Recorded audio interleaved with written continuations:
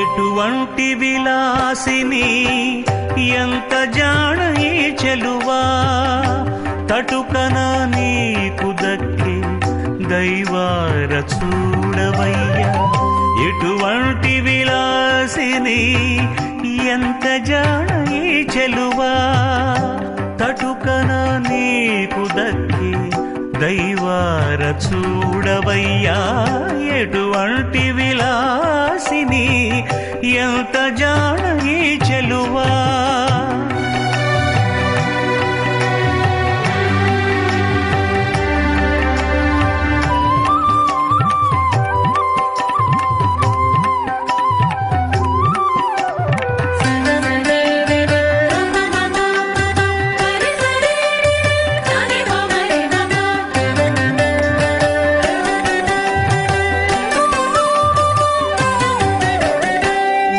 మగువ మాటాడితేను మాణికాలు నిండుకొని పగడాలు పెదవుల పచ్చిదేరిని.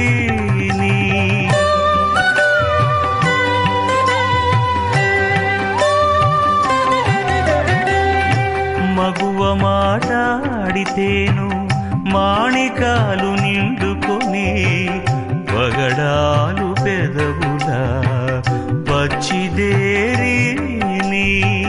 మగిడి చూచితేను మంచి నీలాలుప్పతిల్లి. మగిడి చూచితేను మంచి నీలాలుప్పతిల్లి. తగు నీకు నీ పెదిక్కు తప్పక చూడవయ్యా. ఎటువంటి విలాసిని ఎంత జానయి చెలువా తటుకన నీకు దక్కి దైవార చూడవయ్యా. ఎటువంటి విలాసిని ఎంత జానయి చెలువా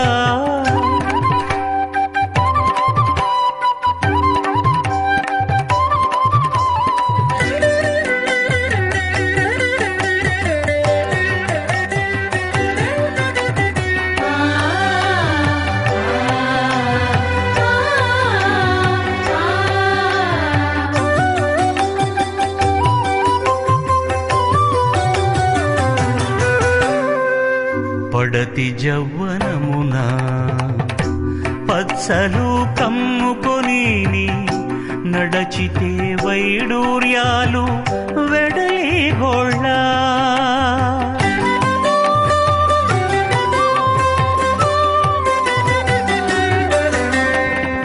పడతి జవ్వనమున పచ్చలు కమ్ముకొని నడచితే వైడూర్యాలు వెడలి గోళ్ళ. తొడిబడ నవ్వితేను తొరిగి నీ వజ్రాలు. తొడిబడ నవ్వితేను తొరిగి నీ వజ్రాలు. ఒడికమైనది పెవరపు చూడవయ్యా. ఎటువంటి విలాసిని ఎంత జానయి చెలువా తటుకన నీకు దక్కి దైవార చూడవయ్యా. ఎటువంటి విలాసిని ఎంత జానయి చెలువా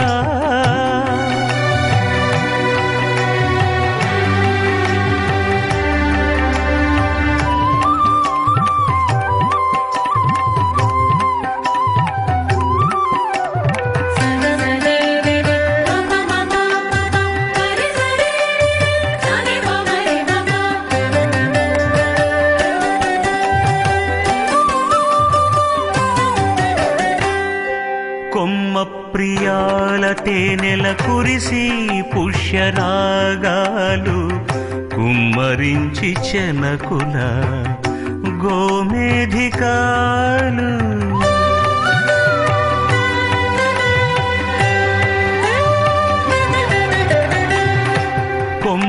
ప్రియాల తేనెల కురిసి పుష్యరాగాలు కుమ్మరించి చెనకుల గోమేధికాలు ముమ్మరపు చెమటలా ముద్దెపు సరాలు నిండి ముమ్మరపు చెమటలా ముద్దెపు సరాలు నిండి నెమ్మది శ్రీ వెంకటేశ నీదేవి చూడవయ్యా ఎటువంటి విలాసిని ఎంత జాడీ చెలువా తటుకన నీకు దక్కి దైవార చూడవయ్యా ఎటువంటి విలాసిని ఎంత జాడీ చెలువా తటుకన నీకు దక్కి దైవార చూడవయ్యా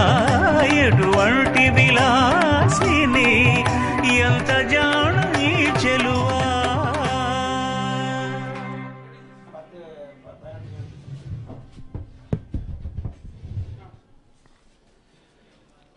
అతడే శ్రీనివాసుడు లోకనాయకుడై భక్తులను అనుగ్రహిస్తూ ఉన్నాడు. ఈ వేళ ఆ స్వామిని సేవించటం కోసం దేవతలంతా కూడా దిగి వచ్చారు. అదిగో చూడండి, ఆయా దేవతల యొక్క విచిత్ర వేషములతో స్వామిని ఆకర్షించి సమ్మోహితుణ్ణి చేయటానికి భక్తులంతా కూడా ఇతిహాస పురాణముల యందలి ఇతివృత్తాంతములన్నీ కూడా స్వామి ఎదుట ప్రత్యక్షం చేస్తూ తమను తాము ధన్యుల్ని చేసుకుంటూ ఉన్నారు. నిజమే, మరి ఇంతకన్నా అతిశయమైనటువంటి అదృష్టం ఏమున్నది?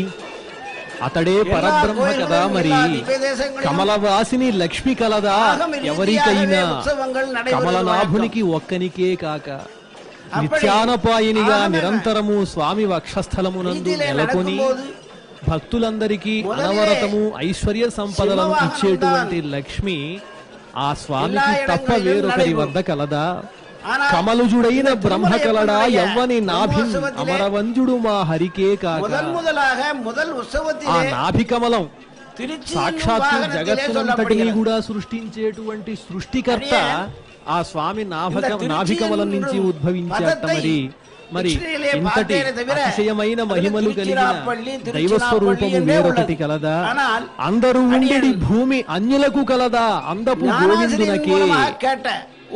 చరాచర జీవరాశులన్నీ కూడా ఆధారాన్ని పొందినటువంటి ఈ భూమి స్వామి దేవేరిగా చక్కగా భక్తులందరినీ కూడా స్వామితో కలిసి రక్షిస్తూ ఉన్నది.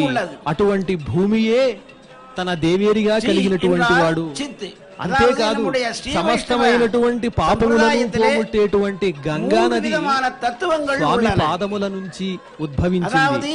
అందువల్లనే విష్ణుపాదోద్భవ అనేటువంటి ప్రఖ్యాతిని పొందింది. అంతేకాదు, ఇన్ని వైభవములున్నప్పటికీ కూడా శరణాగత రక్షకుడెవరు, ఆర్తత్రాణ పరాయుడెవరు అని ఆలోచిస్తే వెంటనే మనకు తలపులలో కలిగేటువంటి దైవ స్వరూపము ఈ వెంకటాద్రి నివాసుడే, శ్రీ శ్రీనివాసుడే. శరణాగత రక్షకుడు అనేటువంటి బిరుదును పొందినటువంటి వాడు ఆ స్వామి. అందువల్లనే ఆ స్వామి ఎదుట ఆ స్వామి కీర్తనలు పాడుతూ శేషాచల నివాసుని చక్కగా స్తుతించినట్లయితే మన వైభవములన్నీ కూడా రెండింతలై సర్వమంగళములు కలుగుతాయి. అది తెలిసినటువంటి వారు కాబట్టి అంగరంగ వైభవంగా ఈ తిరుమలలో స్వామికి నిరంతరము కూడా నిత్య కైంకర్యములన్నీ కూడా అందిస్తూ స్వామి అనుగ్రహానికి పాత్రులవుతూ ఉన్నారు. అందమైనటువంటి బంగారుమయమైన మేడలు కలిగినటువంటి స్వామికి అందమైనటువంటి మనసు ఉన్నది. పత్రము పుష్పము భక్తితో ఏది సమర్పించినా కూడా స్వీకరించేటువంటి స్వామి భక్తి తత్వాన్ని మాత్రమే ఆయన గమనిస్తూ ఉంటాడట. అందువల్లనే ఒకానొక సందర్భంలో తొండమాన్ చక్రవర్తి బంగారు పుష్పములతో స్వామికి చక్కగా పూజ చేస్తూ ఉంటే మరొక చోట ఉత్సవం బ్రహ్మోత్సవం మట్టి పుష్పములతో ఒక భక్తుడు చక్కగా స్వామివారిని పూజిస్తూ ఉన్నట్ట. ఈ తొండమాన్ చక్రవర్తి చేసేటువంటి పుష్పముల స్థానంలో బంగారు పుష్పముల స్థానంలో ఆ మట్టితో చేసిన పుష్పములన్నీ కూడా గోచరిస్తూ ఉన్నాయి. ఈ బంగారు పుష్పములు పక్కకి తొలగిపోయి అది చూచేటప్పటికీ తొండమాన్ చక్రవర్తికి ఆశ్చర్యం వేసింది. నేనేమన్నా అపరాధం చేశానా అనుకున్నాడు. అప్పుడు స్వామి తెలియజేశాట, నీ భక్తి కన్నా కూడా అతని భక్తి ఎంతో విశిష్టమైనది. బంగారము వంటి శుద్ధమైనటువంటి పవిత్రమైన అంతఃకరణ మాత్రమే ముఖ్యము అని తెలియజేశాడు. అందువల్లనే ఈ కొండకొచ్చినటువంటి భక్తులందరూ కూడా స్వామివారికి ఎంత ధనములిచ్చారు అనేటువంటి దానికన్నా తమ తలనీలాలను స్వామివారికి సమర్పించి తలనీలాలను మాత్రమే తాను స్వీకరిస్తూ భక్తుల ఆపదలన్నింటినీ పోగొడుతున్నాడు. కాబట్టి ఆయనకు ఆపదములవాడు అనేటువంటి చక్కని బిరుదు వచ్చింది. అతడే రక్షకుడు. అటువంటి వాడే మనకు నిజమైనటువంటి రక్షకుడు. అనంతమైనటువంటి రూపములు, అనంతమైనటువంటి నామములు, అనంతమైనటువంటి ఆయుధములు ధరించి శరణాగతులను ఎల్లప్పుడూ కూడా అభయహస్తమును వరదహస్తమును చూపిస్తూ రక్షించేటువంటి శ్రీ భూ సమేతుడైన శ్రీ వెంకటేశ్వరుడే నిజమైనటువంటి రక్షకుడు, దైవ శిఖామణి. ఆనాడు సనకాది మహర్షులు కూడా ఏ స్వామినైతే కొలిచారో అనిశము కూడా సుఖ మహర్షి ఏ స్వామి యొక్క దివ్యమైనటువంటి చరిత్రను పాడాడో ఆ స్వామియే ఈ శ్రీనివాసుడు. త్రేతాయుగంలో ఆ విభీషణుడు ఏ శ్రీరామచంద్రమూర్తినైతే కొలిచాడో ఆ రఘువీరుడే ఈ శ్రీనివాసుడు. భక్తుడైనటువంటి ప్రహ్లాదుని కాచినటువంటి ఆ నృసింహుడే ఈ శ్రీనివాసుడు. ఎన్నో విధములైనటువంటి పురాణములు రచించి తృప్తి చెందక శ్రీకృష్ణ పరమాత్మ యొక్క దివ్య కథామృతాన్ని రచించి మనశ్శాంతిని పొందాడు వేదవ్యాస మహర్షి. ఆ వేదవ్యాస మహర్షి కూడా ఈ శ్రీనివాసునికి అంతటి మహాపురుషుడు, పరమైనటువంటి గుణములతో కీర్తింపబడేటువంటి శ్రీనివాసుడు అవ్యాజమైనటువంటి కరుణతో దయతో మనపై ఉన్నటువంటి అనురాగంతో మాత్రమే ఈ శేషశైలంపై నెలకొని భక్తులందరినీ కూడా అనుగ్రహిస్తున్నాడు. శేషవాహనము